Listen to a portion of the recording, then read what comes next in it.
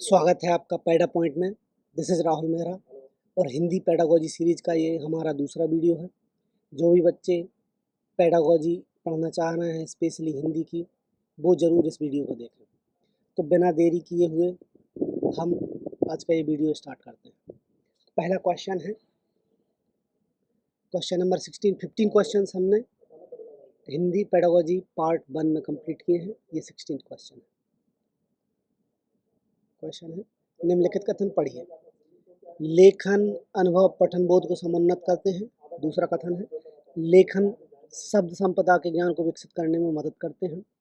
तो अब क्वेश्चन ये है, शुरुआती वर्षों में लेखन के महत्व के बारे में कौन से कथन सही हैं? ऑप्शन 1 ए और बी दोनों सही हैं। ऑप्शन 2 केवल बी सही है। ऑप्शन 3 ए और बी दोनों ही गलत हैं। ऑप्शन 4 केवल ए सही है। चलिए एक क्वेश्चन लगाएंगे।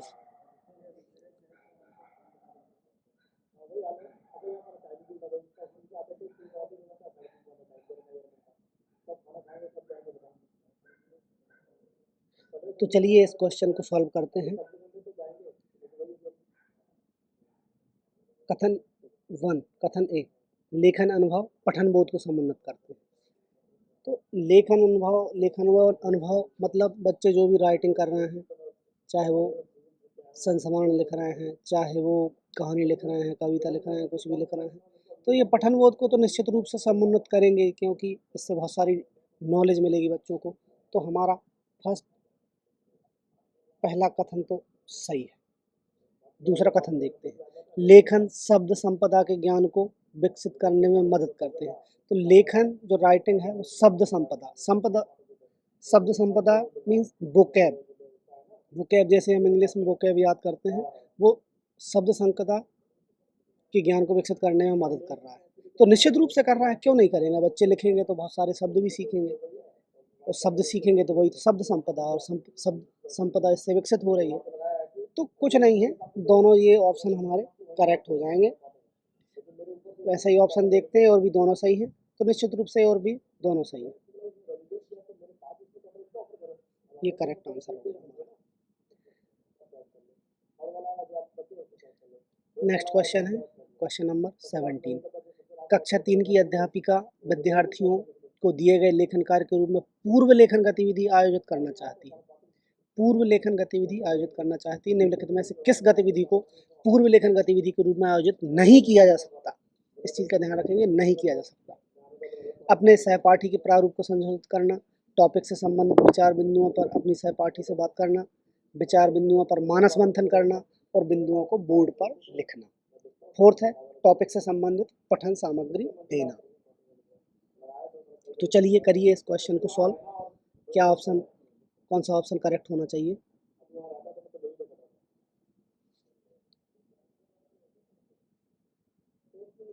आई होप आपने क्वेश्चन पढ़ लिया है और ऑप्शन भी आपने डिटरमाइन कर लिया हो कि कौन सा ऑप्शन करेक्ट होगा। तो चलिए देखते पहले क्वेश्चन को समझते हैं।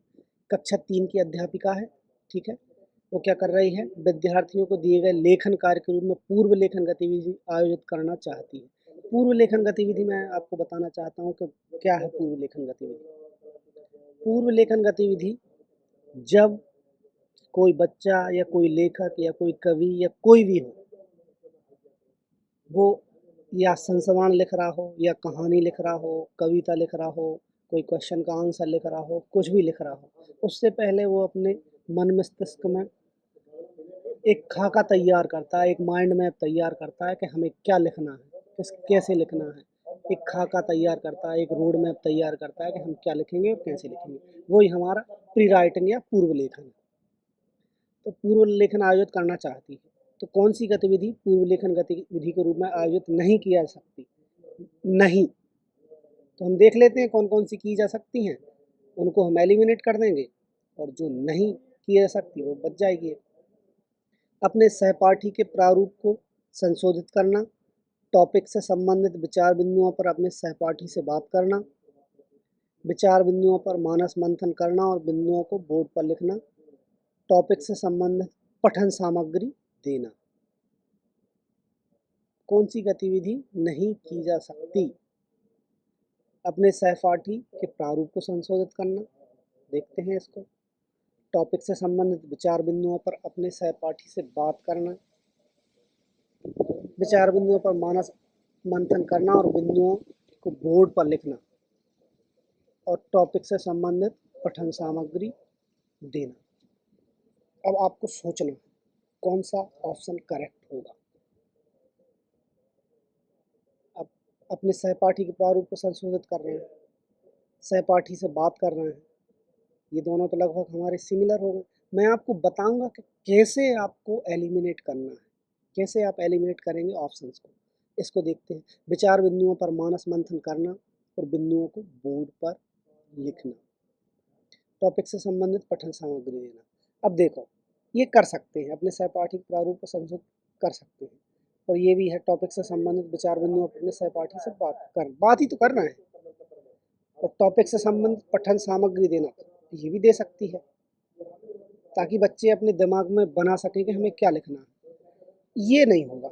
विचार बिंदुओं पर मानस मंथन करना और बिंदुओं को बोर्ड पर लिखना, तो बोर्ड पर लिखवाने की क्या जरूरत है भाई, वो खुद लिखना है। Why are writing on the board, this is not the correct way. तो ये चीज़ हमें आयोजित नहीं करनी है अगर हम प्री राइटिंग करवा रहे हैं। चलिए देखते हैं क्वेश्चन नंबर 18। पठन की ऐसी गतिविधि से शिक्षार्थी किसी पाठ्य सामग्री के विभिन्न भागों को सुनते या पढ़ते हैं, उसके बाद कार्य को पूरा करने के लिए एक दूसरे के साथ जानकारी साझा करते हैं, और इसे किस रूप में जाना जाएगा। क्या है ये?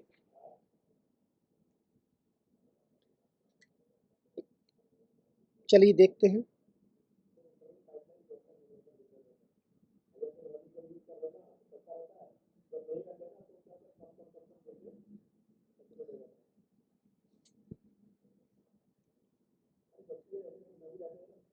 Option, I hope you have read the options as well.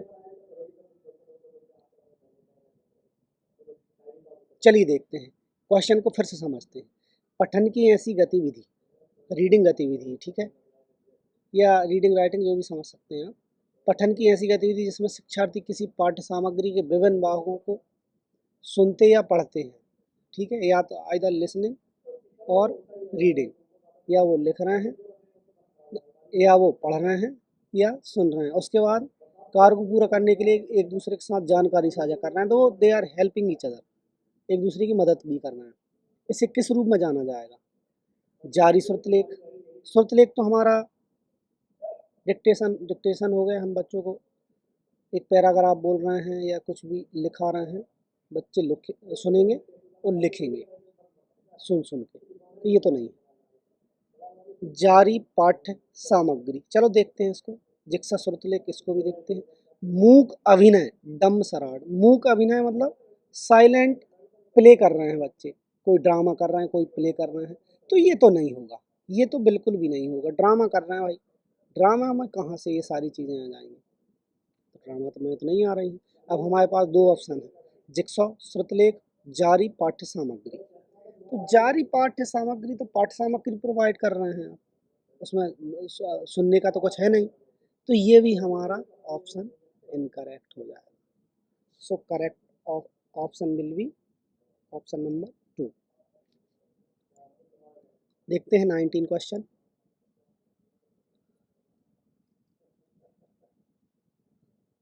ये क्वेश्चंस बहुत इंपॉर्टेंट है। प्रीवियस ईयर क्वेश्चन पेपर से हमने ये क्वेश्चंस को एब्स्ट्रैक्ट किया है, तो आप बने रहिए इस वीडियो के साथ और बहुत सारी चीज़ें आपको जानने को मिलेंगी। चलिए क्वेश्चन नंबर 19 को सॉल्व करते हैं।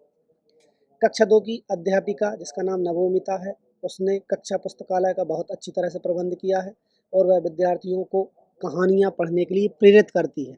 इस अभ्यास के साथ और किसका अनुपालन होना चाहिए? देखेंगे, पढ़ेंगे। कहानियों में निहित नैतिक मूल्यों पर प्रत्यक्ष रूप से चर्चा करना और उन्हें कंठस्थ करना, पठन की संस्कृति का विकास करना, विद्यार्थियों को और अधिक कहानियाँ कंठस्थ कराने के लिए कहना चाहिए, विद्यार्थियों को लंबे समय तक व्यस्त रखना चाहिए जिससे कि अध्यापक अपने लंबे कार्य को पूरा कर सकें। चलिए, ये बहुत easiest, this is the easiest question, very easy question this is. देखेंगे, करेंगे, बहुत इजी क्वेश्चन।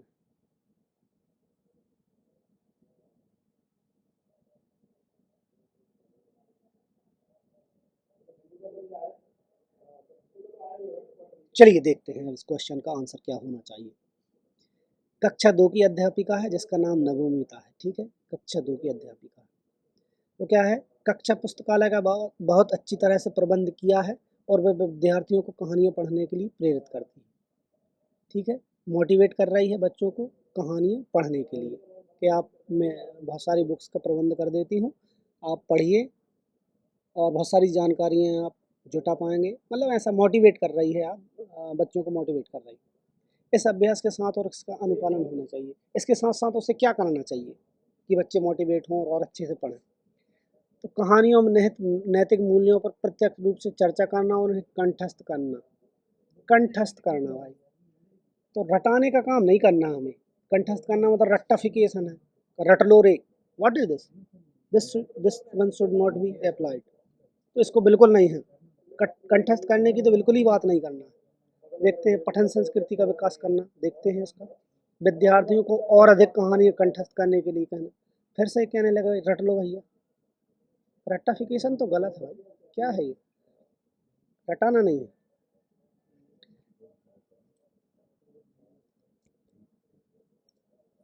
विद्यार्थियों को लंबे समय तक व्यस्त रखना जिससे कि अध्यापक अपने लंबित कार्य को पूरा कर सके।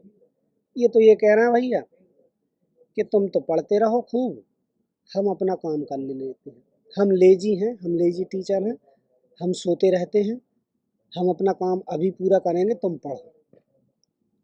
तो ये तो बिल्कुल इनकरेक्ट है, ये भी इनकरेक्ट है। So correct option will be option number 2। Question number, चलिए क्वेश्चन नंबर 20 को देखते हैं। उद्गामी साक्षरता के संदर्भ में कौन सा कथन सही है। साक्षरता शिशु गीतों को कंठस्थ करने के साथ आरंभ होती है, साक्षरता अक्षरों को लिखने के साथ आरंभ होती है, साक्षरता घुटने चलने और कूदने के समान स्वाभाविक रूप से आरंभ होती है, या साक्षरता बच्चों को औपचारिक रूप से पठन सिखाने से पहले आरंभ होती है।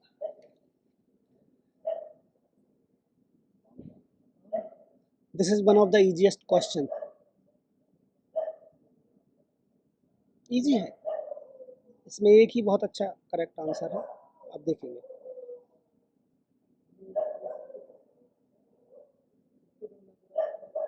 चलिए देखते हैं इस क्वेश्चन का क्या आंसर है।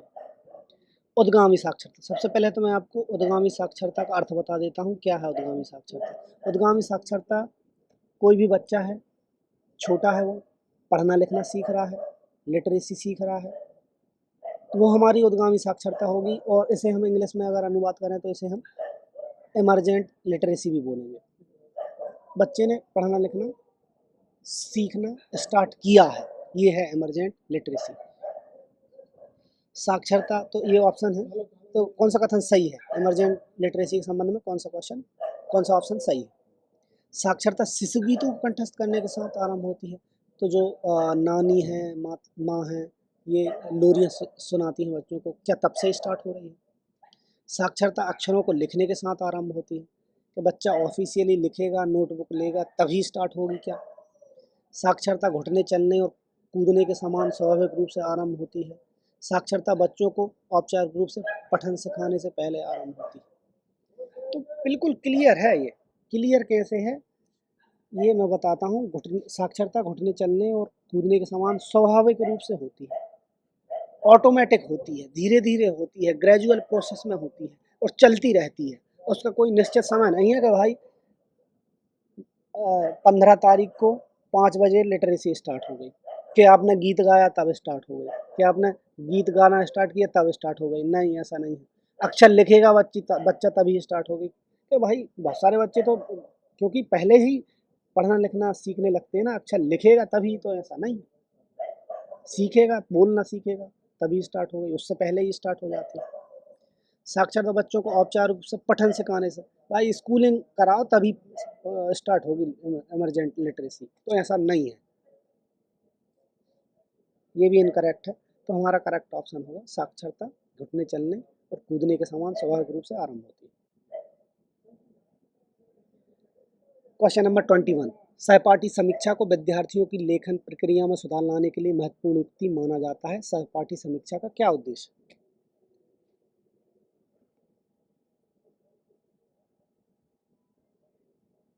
ये भी इजी क्वेश्चन है, देखते हैं। विचारों को संबद्ध करना और लेखन हेतु अनुच्छेद तैयार करना, विद्यार्थियों के लेखन के मूल्यांकन में अध्यापक की मदद करना, अपने सहपाठियों को रचनात्मक पृष्ठपोषण देना, जिसके माध्यम से उन्हें अपने प्रारूप में सुधार लाने के लिए मदद मिलेगी, अपने सहपाठियों की गलतियों को निकालने के लिए प्रोत्साहन मिलेगा या प्रोत्साहित करना। चलिए देखते हैं, इजी क्वेश्चन है। सहपाठी समीक्षा।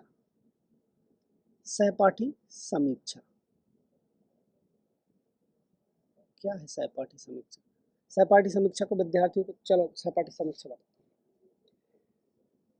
राम और श्याम दो छात्र हैं। राम और श्याम एक दूसरे को लिखने, पढ़ने, बोलने, सुनने में हेल्प कर रहे हैं। पढ़ना लिखना एक साथ सीख रहे हैं। सीखने के बाद उनने जो सीखा है उसका एग्जामिनेशन कर रहे हैं, क्रॉस एग्जामिनेशन कर रहे हैं, एक दूसरे को चेक कर रहे हैं, आप क्या पढ़ा, क्या कैसे पढ़ा, क्या उसके एडवांटेजेस हो सकते हैं, क्या उसके डिसएडवांटेजेस हो सकते हैं। इन सब का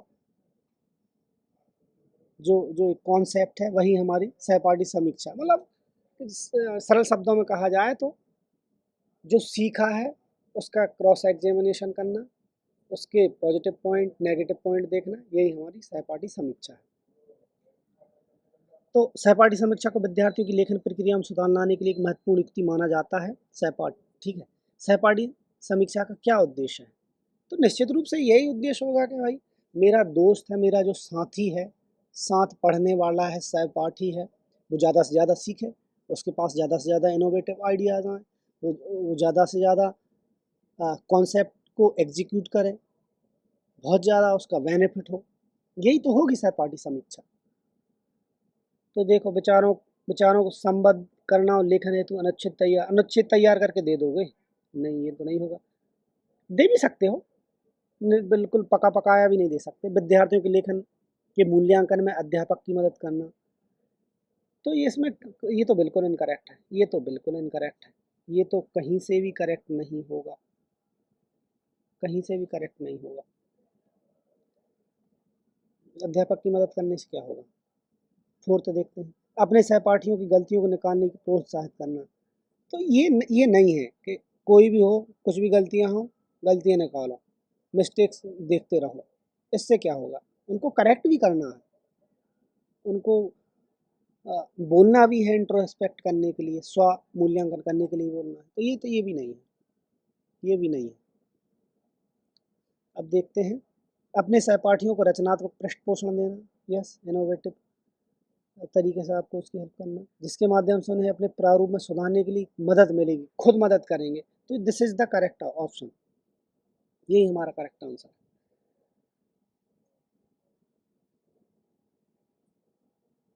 अब देखते हैं क्वेश्चन नंबर 22। निम्नलिखित कथन पढ़िए। बोली किसी देश के एक हिस्से में बोली जा रही भाषा का प्रकार है। भाषा में लिखित साहित्य उपलब्ध है, लेकिन बोली की वाचिक परंपरा है। भाषा और बोली के बारे में भाषिक रूप से कौन सा कथन सही है? ऑप्शन से देखिए और कीजिए।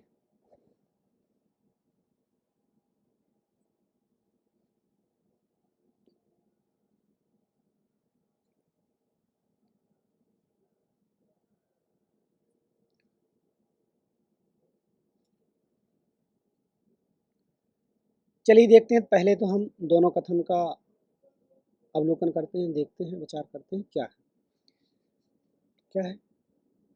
बोली किसी देश के एक हिस्से में बोली जा रही भाषा का एक प्रकार है, निश्चित रूप से है। भाषा है, उसके बाद उपभाषाएं हैं, बोलियां हैं, तो उसका ही तो एक हिस्सा है। तो ये हमारा कथन 100% करेक्ट होगा। देखते हैं नेक्स्ट। भाषा में लिखित साहित्य उपलब्ध है। यस, लिखित साहित्य उपलब्ध है, तो पहली बात तो ये सही कह रहे हैं। देखते हैं दूसरी बात क्या कह रहे हैं। लेकिन बोली की वाचिक परंपरा है। यस, बोली की वाचिक परंपरा कैसे है? जनरली बोली उतनी लिखी नहीं जाती, उतना साहित्य नहीं लिखा जाता, भाषाओं का साहित्य लिखा जाता। तो दोनों हमारे ऑप्शन करेक्ट, दोनों हमारे स्टेटमेंट करेक्ट है। कौन सा ऑप्शन होगा? ए और बी दोनों सही है। कक्षा 3 की अध्यापिका अपने बच्चों को कहती है कि मैं आपको एक कहानी सुना रही हूँ, आप इस पर आधारित चित्र बनाएं। इस गतिविधि के माध्यम से किस भाषा कौशल का आकलन किया जा रहा है? ये बहुत अच्छा क्वेश्चन है, बहुत अच्छा क्वेश्चन।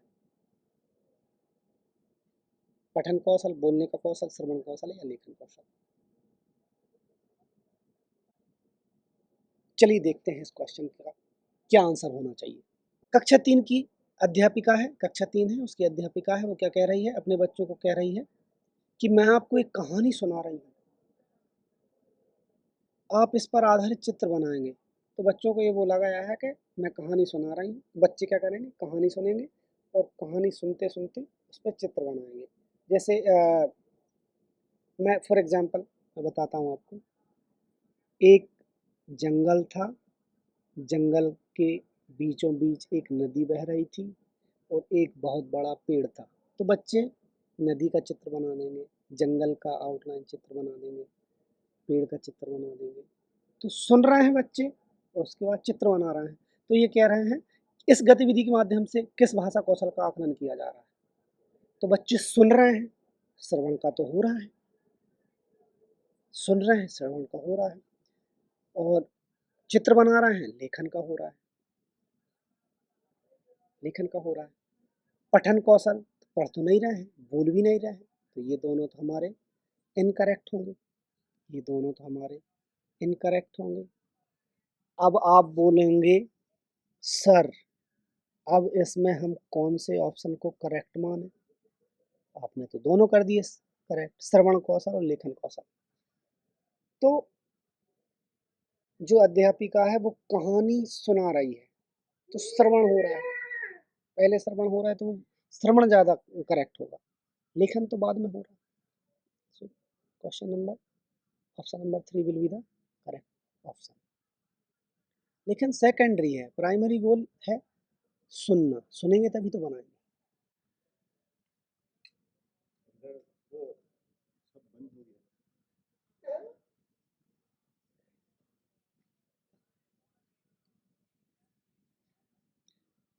क्वेश्चन नंबर 25, भाषा विकास के बारे में किस कथन को पियाजे का समर्थन मिला?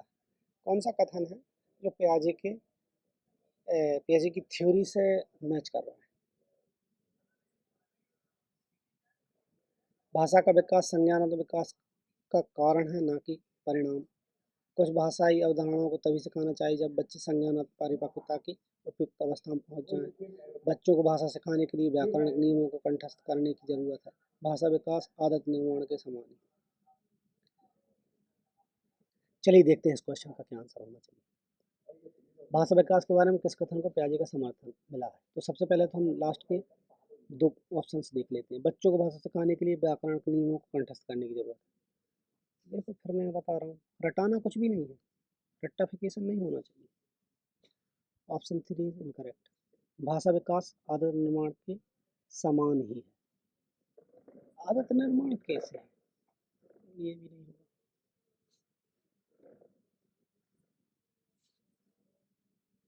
देखते हैं, भाषा का विकास संज्ञानात्मक विकास का कारण है, ना कि परिणाम। संज्ञानात्मक विकास का कारण है, ना कि परिणाम। परिणाम और कारण, अब ये क्या बात कर रहे हैं? भाषा का विकास संज्ञानात्मक विकास का कारण? नहीं नहीं भाई, बिल्कुल नहीं। अब ये देखते हैं, कुछ भाषाई अवधारणाओं को तभी सिखाना चाहिए जब बच्चे संज्ञानात्मक परिपक्वता की उपयुक्त अवस्था में पहुंच जाए। तो यही रेडीनेस की बात कर रहे हैं, बच्चा जब रेडी हो, परिपक्वता की बात करी है प्याजी ने। तो ये हमारा करेक्ट ऑप्शन होगा।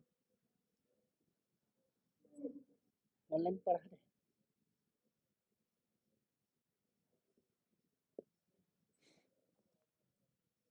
ठीक है, बायगॉत्स्की के सिद्धांतों के मूल आधार वाक्य में क्या शामिल नहीं? तो बहुत सारी बातें करी थी वाइगोत्स्की ने, 3 बातें हैं इसमें ऑप्शंस में, एक बात नहीं है। तो वो कौन सी बात नहीं है, हमें फाइंड आउट करना है।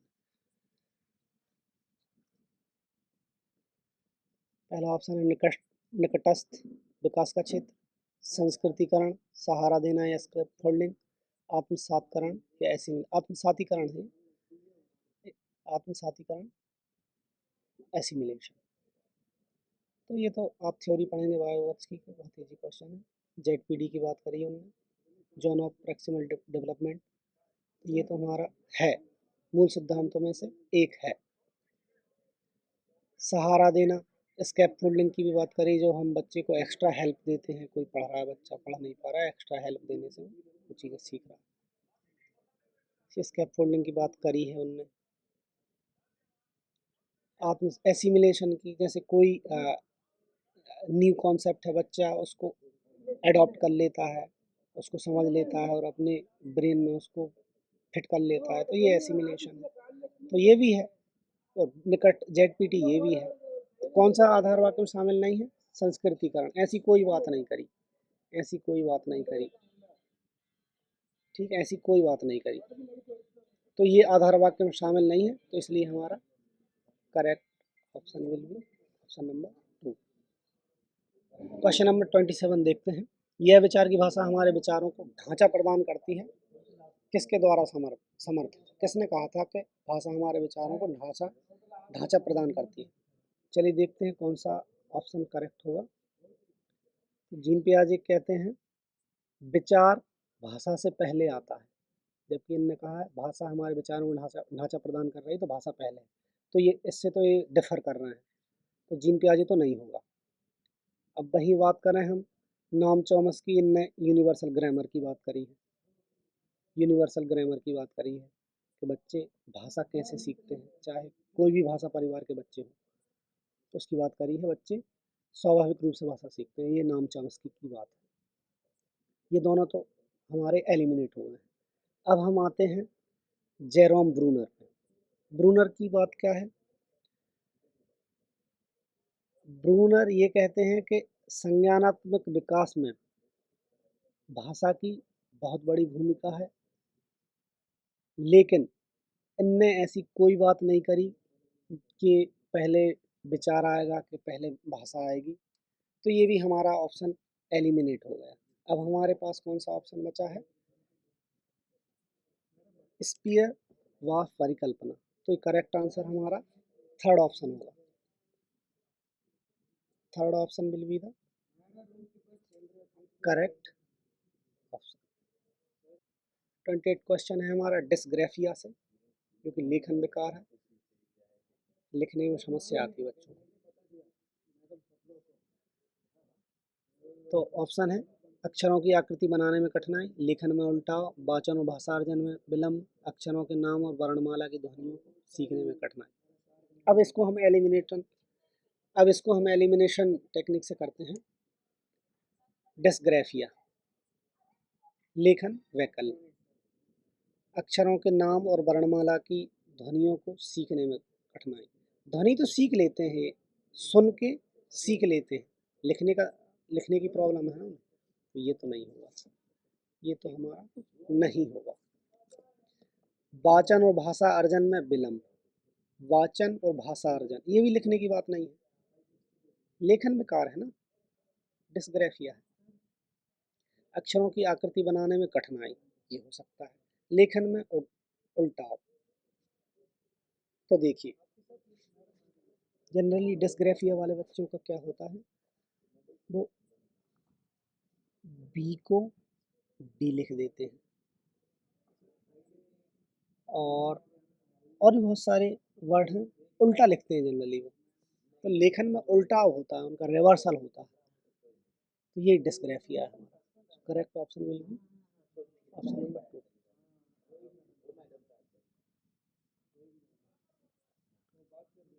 इसमें तो दो ऑप्शन है, एक ही ऑप्शन है, छोड़ते हैं इसको।